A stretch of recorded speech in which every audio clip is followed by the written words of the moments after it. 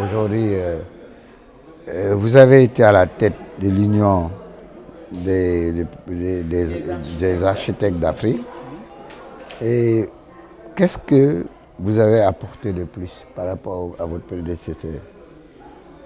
Alors, j'avais une tâche bien particulière en tant que président du mandat 2022-2025. Nous avons modifié notre constitution en 2015. Euh, En 2018, commençait l'implémentation de cette nouvelle constitution ratifiée en 2015. Malheureusement, 2018, la période 2018-2021 s'est étendue jusqu'en 2022 pour des raisons de Covid, ce qui ne nous a pas permis de pouvoir mettre en place et dérouler le projet. Donc je parle du mandat qui a précédé le mien. Donc, pardon, en prenant mes fonctions en juillet 2022, j'avais comme tâche justement de mettre en place. Donc, je suis élu le 7 juillet. Le 22 juillet, si je ne m'abuse, nous avons l'acte qui consacre notre inscription comme organisation non gouvernementale internationale avec son siège à Kigali. Okay.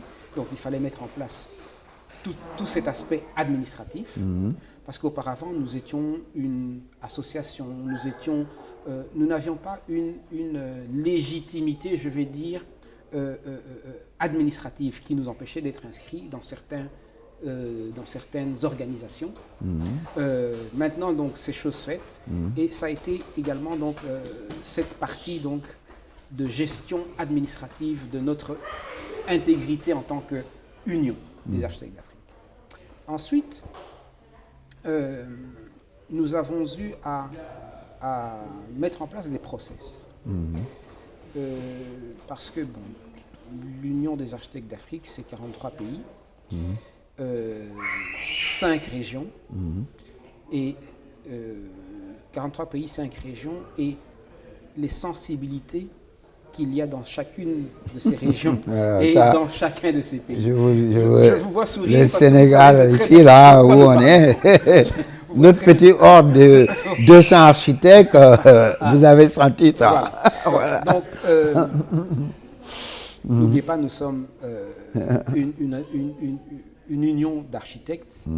Qui dit architecte dit intellectuel, qui dit intellectuel dit susceptibilité, les susceptibilités, les égos, etc. Voilà, donc c'est ça.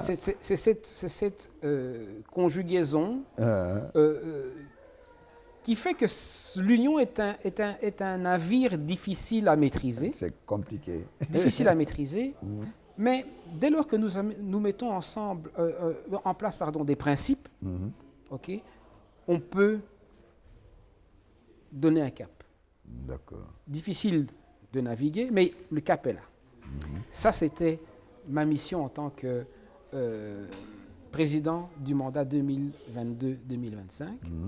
Et j'espère pouvoir céder à celui qui me suivra, qui me remplacera, lui céder l'ouvrage en cours d'élaboration. Et en cours d'exécution. D'exécution déjà. Voilà. Mais oui, mais je rigole parce que vous me parlez d'organisation non gouvernementale. Et j'ai vu que tous les associés, les ordres, les trucs ont un problème. Parce qu'ils sont sous tutelle et ils ne peuvent pas naviguer tout seuls. Et je me suis dit, Bakou ne sera pas comme ça. La chance qu'on a, bon, je travaille sur...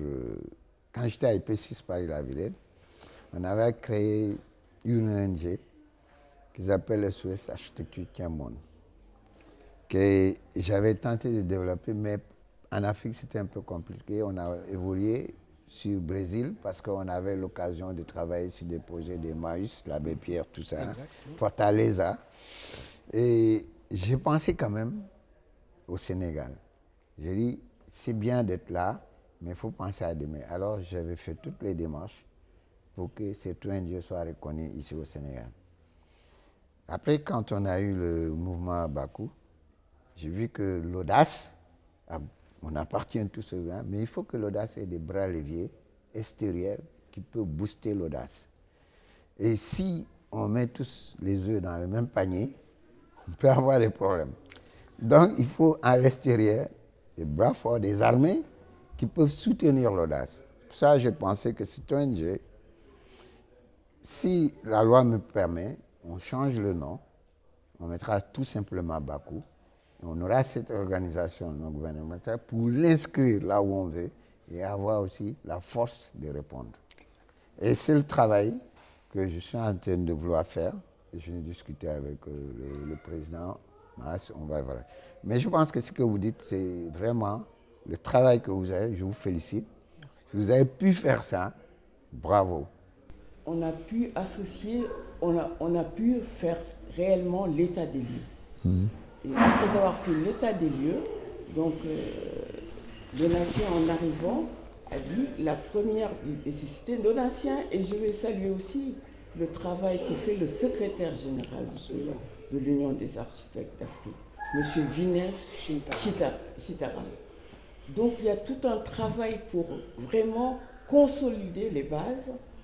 Et consolider les bases, ça veut dire que voilà, nous avons notre siège, nous avons avec toute la légalité, avec tout ceci, nous l'avons maintenant au Rwanda et maintenant on peut passer et développer un peu plus. Et c'est aussi ce travail, Malik, que tu fais, c'est de dire, il le dit, on met le Bakou qui prend son envol. Et cela permettrait que le mouvement puisse aller un peu plus loin.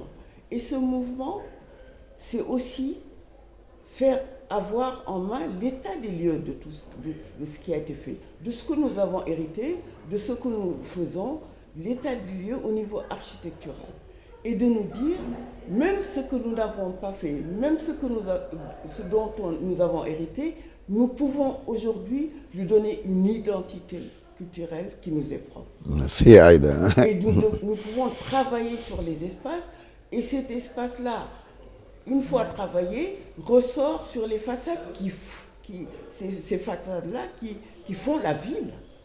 Et c'est d'où le point fort de repenser nos villes. Mais c'est tout un cheminement, c'est un état des lieux, c'est déposer des bâtiments, comme on appelle en urbanisme, des bâtiments structurants de la ville et qui nous représentent. Et c'est ça, c'est ce qui me plaît dans cette création qu'il a fait. Je le dis, c'est vraiment, c'est vrai que l'ordre a dit, oui, nous voulons faire le Bakou. Mais au-delà de danser, nous voulons faire l'état des lieux et avant de danser, comme l'a si bien dit notre grand tout à l'heure, ça veut dire que les lutteurs, ils font ce Bakou et ils mettent à terre leur adversaire. Et là, maintenant, on peut danser. Et aujourd'hui, on dit, on peut danser parce qu'on a mis quelque chose en place qui va être pérenne, si Dieu le veut, parce qu'il faut le dire, et comme ça qui va. Et qui est aussi un lien fort. Le fait d'avoir le président de l'Union des architectes d'Afrique et d'être là et de nous poser la question, qu'est-ce que nous voulons faire, ce que nous sommes capables de faire et ce que nous pouvons apporter comme solution. Parce que des fois, on pense que nous, on fait seulement, on est dans notre monde, mais on est aussi dans l'idée d'apporter des solutions. Et c'est ça, le point fort, ce lien fort avec l'État que nous avons eu et qui nous soutient. Et c'est ça qui me plaît. Et vraiment, cette démarche me plaît beaucoup. Et Malik m'a fait confiance depuis le début. La première fois, l'anecdote, il m'invite, on échange, et tout de suite après, il décide que je suis son binôme. Et depuis, il ne me lâche pas. Et moi, je passe mon temps à l'embêter un petit peu. Mais comme il a beaucoup de respect, il ne dit rien. Par contre, les autres architectes n'osent pas lui dire de mots. Ils sont obligés de passer par moi pour dire quoi que ce soit. Bon, maintenant, je reviens un peu. Et je lui disais la dernière fois, vous voyez, ne vous en faites pas. En Europe, pour mesurer l'importance d'un architecte, on vous demande, vous, combien de surface avez-vous bâti? C'est simple. Et l'architecte vous répond, vous dites, ah oui, ça c'est un maestro, c'est un grand, c'est un truc. C'est comme ça en Europe. C'est plus, oui, j'ai fait 10 mètres carrés, j'ai fait 1000 mètres carrés. Vous lui posez simplement la question. Et je crois que Pierre, moi, non seulement là où il est, là où il se situe, par exemple, il dépasse même, je lui disais la dernière fois, le prix Nobel. Je pense que si nous, on attend que les Européens toujours décernent ces prix, il faut que nous, en Afrique, on crée notre prix. Et si le prix de cette architecture, on dit prix de l'architecture, moi je vous vois déjà vous décerner le prix. Et j'ai dit ça, nous on va se battre avec le Bakou pour qu'il y ait un prix comme ça. Et on le fera, parce qu'on n'attend plus que les récompenses viennent de l'Europe. Pourquoi? C'est lié par rapport à l'histoire de l'art. Nous, on est intégrés dans l'histoire de l'art. On est le berceau de l'humanité. C'est-à-dire, c'est là où tout se fabrique. Mais nous aussi, on va se décerner. C'est pour ça, cette exposition. Vous avez dit qu'il est notre... Parce que c'est nous qui l'avons dit. C'est nous qui avons veut que vous soyez l'ambassadeur du Bakou. Il me dit, je serai l'ambassadeur du Bakou, mais avec d'autres. Je vous invite aujourd'hui, solennellement, et accepter d'être l'ambassadeur aussi, comme Goudiaby, du Bakou. Voilà. C'est un honneur. Merci. C'est d'abord une surprise et puis un honneur et un devoir supplémentaire que vous ajoutez sur mes frêles épaules. Mais comme je l'ai dit, le devoir avant tout. Merci. Donc c'est avec beaucoup de respect que j'accepte Merci, M. Donatien. d'être l'ambassadeur d'une notion découverte hier, Merci. mais qui, je le sais, Ira sera loin. portée très haut. Très loin. Et que vous avez compris tout de suite. Vous avez apporté aussi beaucoup de contenu par rapport à ce parcours. Merci. Merci beaucoup. Et on attendra votre préface, parce qu'on va vous envoyer des éléments pour que l'équipe, parce qu'on prépare un bouquin dans un mois. Pas de souci. Mais merci beaucoup, M. Donatien. Vous êtes de classe, c'est agréable. Merci beaucoup.